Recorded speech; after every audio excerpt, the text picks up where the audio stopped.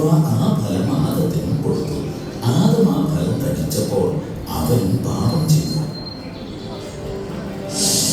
അവർ ആ ഫലം കഴിച്ചു കഴിഞ്ഞപ്പോൾ അവർ നഗ്നരാണെന്ന് തിരിച്ചറിഞ്ഞു.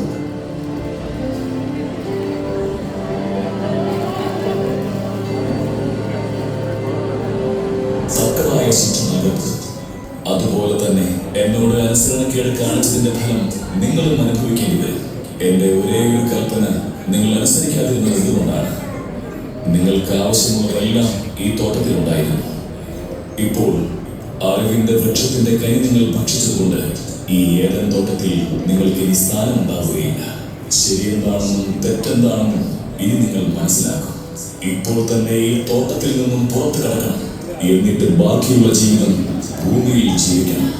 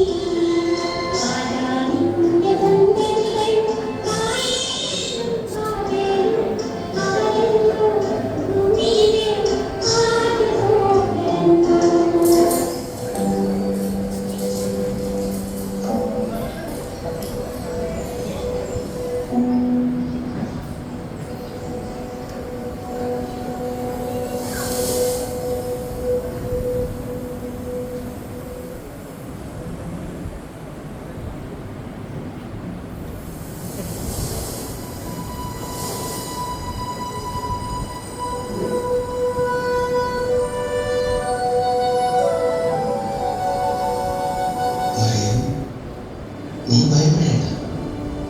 ദൈവസന്നിധിയിൽ നീ കൃപ കണ്ടെത്തുകയും നീ ഗർഭം ധരിച്ച് ഒരു പുത്രനെ പ്രസവിക്കും. അവന് യേശു എന്ന് പേരിടണം. അവൻ വലിയവനായിരിക്കും, അത്യുന്നതന്റെ പുത്രൻ എന്ന് വിളിക്കപ്പെടും. അവന്റെ പിതാവായ ദാവീദിന്റെ സിംഹാസനം ദൈവമായ കർത്താവ് അവൻ നൽകും. യാക്കോബിന്റെ ഭവനത്തിന്മേൽ അവൻ എന്നേക്കും ഭരണം നടത്തും. അവന്റെ രാജ്യത്തിന് അവസാനം ഉണ്ടാവുകയില്ല. ഇതെങ്ങനെ സംഭവിക്കും? ഞാൻ പുരുഷനെ അറിയുന്നില്ലല്ലോ. പരിശുദ്ധാത്മാവ് നിന്റെ മേൽ വരും. അത്യുന്നതന്റെ ശക്തി നിന്റെ മേൽ ആവസിക്കും. ആകയാൽ ജനിക്കാൻ പോകുന്ന ശിശു പരിശുദ്ധനും ദൈവപുത്രനും എന്ന് വിളിക്കപ്പെടും.